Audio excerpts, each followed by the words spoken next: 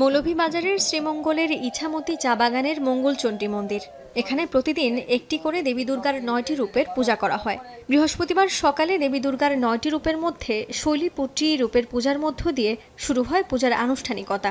দ্বিতীয় দিন শুক্রবার দেবী ব্রহ্মাচারিণী, তৃতীয় দিন দেবী চন্দ্রঘটা, চতুর্থ দিন দেবী কুষ্মাণ্ডা, পঞ্চম দিন দেবী স্কন্দমাতার পূজা করা হয়। পর্যায়ক্রমে ষষ্ঠ দিন দেবী কাত্যায়নী, সপ্তম দিন দেবী কালরাত্রি, অষ্টম দিন দেবী মহাগৌরী ও দেবী সিদ্ধিদাত্রী পূজিত হবেন। 12 অক্টোবর শনিবার পর্যন্ত চলবে দেবীর 9টি রূপের পূজা। ওই দিনই হবে দেবীর বিসর্জন।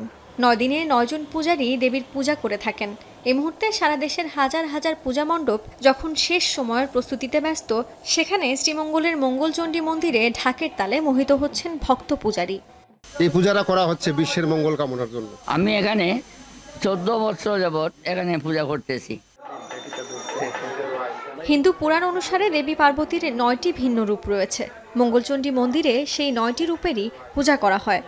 নবদুর্গার 9টি রূপ আমরা নবরাত্রিক দিবারাত্র পূজা করে থাকি। আমরা পুরোহিত আছি 9 জন। সময় সাপেক্ষের কারণে হয়তো 1-2 জন পরিবর্তন করি, আর 9 দিনে 9 জনই পূজা করি। শ্রী শ্রী মঙ্গলচণ্ডী মন্দিরটি প্রায় 200 বছর পুরনো। 14 বছর ধরে এই আগাম দুর্গাপূজা করছেন ভক্তরা। এই নবদুর্গাপূজা দেখতে বিভিন্ন জায়গা থেকে ভক্ত দর্শনার্থীরা আসেন। খুবই মা জাগ্রত এই মন্দিরটা, যে যা মানুষ করে সেখানে পূর্ণ হয়। নবদুর্গা পূজায় আইসি, খুবই ভালো লাগতেছে।